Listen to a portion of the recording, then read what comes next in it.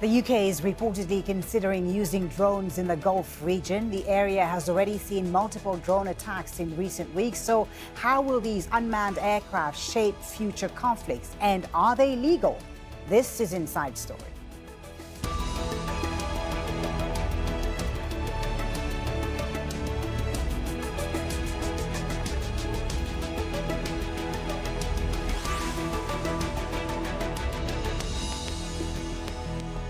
Hello and welcome to the program. I'm Folly Thibault. The use of drones or unmanned aerial vehicles has changed the way militaries around the world conduct their operations.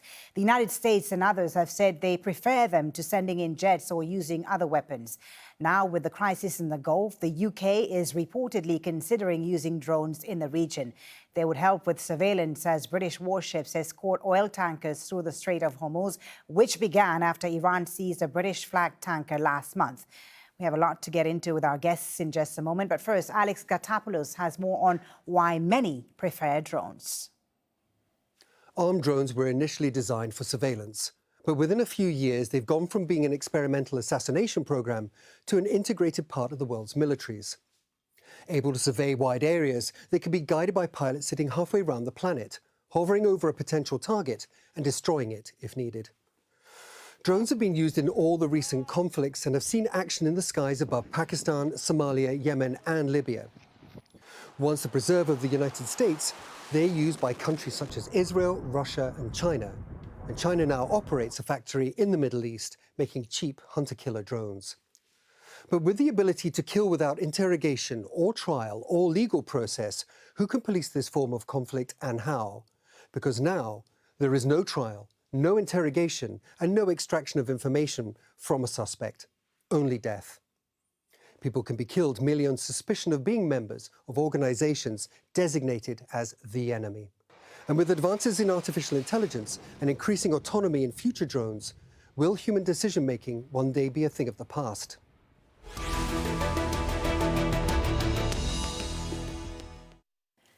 Let's now introduce our panel. Joining us in Amsterdam, Wim Zwijnenburg, humanitarian disarmament projects leader at Dutch think tank PAX. In Nottingham in the UK, we have Afzal Ashraf, Associate Professor at the Centre for Conflict Security and Terrorism at Nottingham University. And in Boston, Carle, former Deputy National Intelligence Officer for Transnational Threats at the CIA. Welcome to Inside Story, gentlemen. Very good to have you with us. Wim, in Amsterdam, if I can start with you, how concerned are you about the proliferation of drones as a weapon to counter threats from enemies? Well, good afternoon, Folly, and thanks for having me on your show. I think your show is addressing a really urgent problem. We've seen now that military drones in all shapes and sizes are becoming more readily available, and we see states like China, Israel and the US stepping up their game to export drones, and we've seen other states really looking forward to use them on the battlefield. So, for example, in Libya, we've seen Turkish drones being used by the government of national accord to strike the armed militias from the Libyan National Army under the command of General Haftar, who in his position is also using Chinese drones, which are flown by the United Arab Emirates to strike various targets. And only early August, we've seen a large amount of civilian casualties from drone strikes in southern Libya. So indeed, this is a big issue. And indeed, we also see constant armed groups picking up the pace there as well. In your view, Wim, what risk do they pose? Because there's a notion that drones save more lives than they kill and that they lower the threshold of conflict. What risk do you see them posing? So, of course, military wants to avoid risk for their own personnel on the battlefield, which is understandable. But because drones can fly around over a certain area for a long period with missiles and bombs, they can act rapidly, but they can also be used in covert operations. So the risk is that indeed we've seen cross-border operations with unmanned aircraft, which wouldn't have been used with manned or with crewed aircraft like jet fighters. So it's more easy for states to resort to the use of lethal force, and we get more remote violence, which can also lead to escalation of force in areas like we've seen, for example, with the drone incident in Iran, but also recently in the border with Israel and in Syria. Indeed, between Israel and Hezbollah. Afzal Ashraf in Nottingham. The UK has, we've seen, increased its defence contracts in the Gulf region in recent years, and now they're considering using drones to help escort oil tankers in the Strait of Hormuz following the recent tensions with Iran. Do you think sending these drones to this region will be perceived as less of an escalation than old-fashioned hardware? Are they less threatening, these drones, than old-fashioned hardware? Well, I don't think we can measure threat because they are a military capability.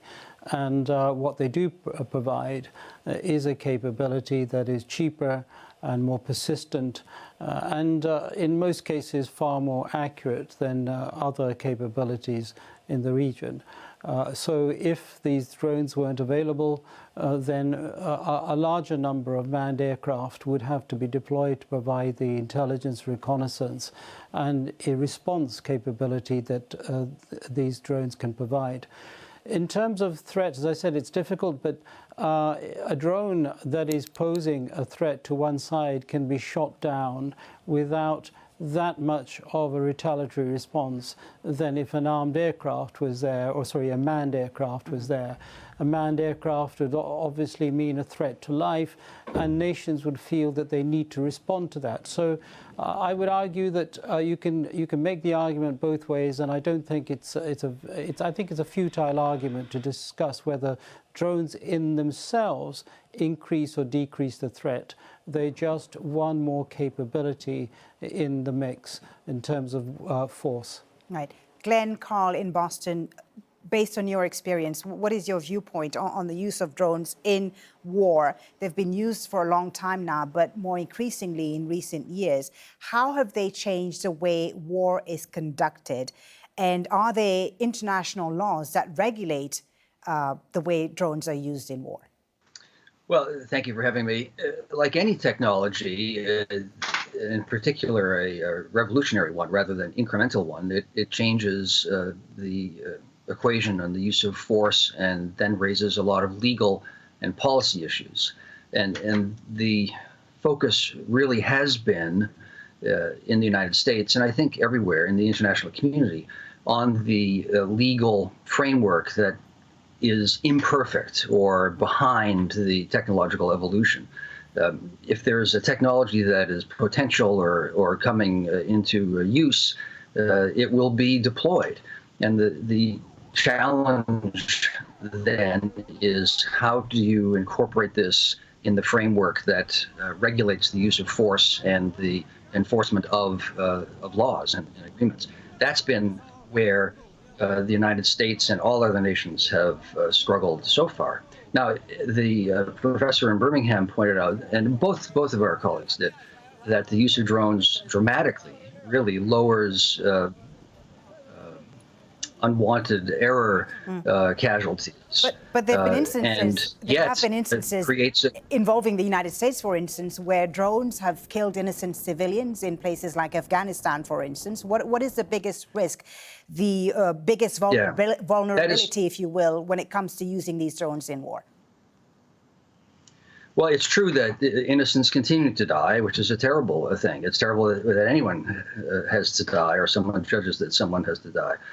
But when you look at the number of unintended casualties per strike or in a conflict, the trend line actually is a positive one, meaning that there are fewer and fewer innocents who are killed. There still are, but when we compare even with the first Gulf War, which is now 30 years ago, the number of errant bombs dropped to compare with the accuracy of a drone, it's orders of magnitude more accurate. So the issue then becomes, there's a persistent threat because you can have a drone flying for days at a time. Mm-hmm. You can deploy drones progressively, the U.S. military, underwater, that just sit there waiting to pop up when wanted. So that's a useful technology, but it does raise the issues of how do you regulate the use of force. Right. in ways that have never been encountered before. That's really the challenge. Right. Wim, as Glenn says, the legal framework is indeed imperfect. And, there are questions about the legal and ethical ramifications of using drones in war. How do you see the legislation evolving, especially when the technology is developing rapidly? Has the legislation for the use of drones evolved in line with the development of the technology? I think you address a very valid point there, because as my colleague in US outlined, is indeed the legal issues that's now currently that need to be debated. So, for example, the US have not clearly outlined their legal position on the use of force, and they argue that, for example, the use of drones in counterterrorism operations can be equal to the use, or should be the laws of armed conflict should be applied to that. Where in cases like Yemen and Pakistan and Somalia, this is not the case, and it should be interpreted as the use of international human rights law, which has far more restrictions on the use of lethal force. Mm-hmm. Another problem with there as well is that the use of drones in counterterrorism operations also deals with lack of transparency over who's been targeted and why. And for example, like as mentioned, there are many civilian casualties, over hundreds, if not thousands, in Pakistan, Yemen, and Somalia, who have not been. They don't know why they have been targeted, right. And the question is if that operation, if those operations were effective, and we hardly disagree, on that. And so far, the problem now is that there has been hardly any pushback against the U.S. practice. So therefore, other states feel they have more space to engage and use drones in counter-terrorism operations as well, because the states refrain to push back against the U.S. practice. Right. Afzal, Ashraf, we've talked about the states right now. What about the non-state actors? We've seen in Yemen, for instance, in the war in Yemen, the Houthis increasingly use drones to target Saudi Arabia, to go deep into Saudi territory, suggesting that they have quite sophisticated technology. Where do the non-state actors get these drones from? Who provides them? And how risky, how dangerous is it that these drones are in the hands of non-state actors like the Houthis? Yeah, that's a good question. But before I answer it, let me just add to the points that Glenn and Win have made. The point is that drones currently are 90-something, 98%, 99% accurate in terms of the target they intend to hit. What we are getting is some data is indicating up to 30% of collateral damage. And that is occurring because of what I describe as the technology, the hardware technology, outpacing the precision of our intelligence. So the reason we get a lot of casualties is because of poor targeting or mistakes being made in targeting and intelligence rather than human error. Physical systems. We must remember, yes, it is essentially human error. So I think it's worth looking at this problem in a slightly more focused way. Mm-hmm. The other point, of course, about laws is that I don't think legislation has evolved as much as interpretation of legislation has evolved. And I think it's a very good point to make that this is an area that should be debated, and laws should be constructed to control this area. But who would be responsible for coming up with such laws? What organization? Sorry to interrupt you. Who could, you're talking about a number of states here, the United States, China. Who could be responsible for coming up with such a law?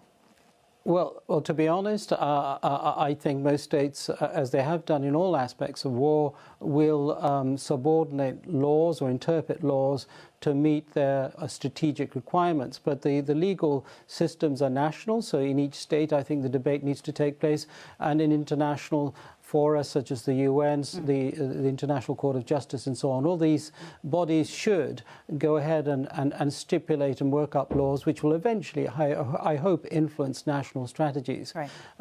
Let me just give you an example of how these laws are being interpreted. Under British law, we can only kill somebody if they present an immediate threat. And when Jihadi John, the British terrorist, was killed in the Middle East, it was interpreted by the Prime Minister as an imminent opportunity to deal with what I think he interpreted as a persistent threat. So what we are seeing is the evolution or the interpretation of existing laws. Coming back to your original question about where do they get them from, these drones, particularly the smaller ones that many terrorist organizations and insurgent organizations can be bought commercially. They're available for recreational purposes, but also some of them are available for civilian survey and other roles, which can be bought at a few $1,000s, tens of thousands of dollars, and not much more. And I think it's very important to be very careful not to interpret the actions of the Yemeni rebels as being in possession of sophisticated technology. What they did demonstrate, and what all but they of have these been able to organizations are successfully demonstrating, target deep inside Saudi Arabia. So wouldn't you say that they're using sophisticated technology? Well, everything is relative. It's sophisticated for rebels and insurgents groups historically, but it isn't sophisticated in terms of what is available to states. What we are seeing is an asymmetry, an asymmetric operation, and this was a minor operation in terms of military capability. It destroyed nothing of any value. What it has done is to have you and I and others debate it. Right. And so this is a lot of what happens in modern warfare is about publicity, is about grabbing headlines, and that's where I suppose they have demonstrated sophisticated thinking as opposed to using sophisticated technology. Let me ask Glenn what he thinks about that. Glenn, Afzal says what the Houthis have been doing as far as targeting Saudi Arabia with these drones is about grabbing headlines. What are your thoughts on that? Does the fact that these drones, this type of technology, is able to get into the hands of non-state actors like the Houthis or other so-called terrorist organizations, how big of a threat is that?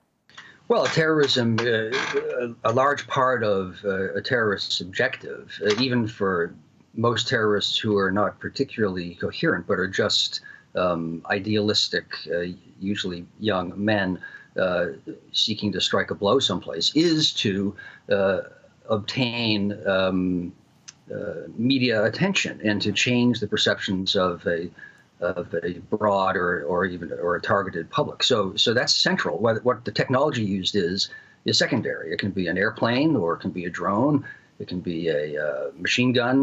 The point is to shape in a certain way the perceptions of the United States or Great Britain or whoever the targeted audience is.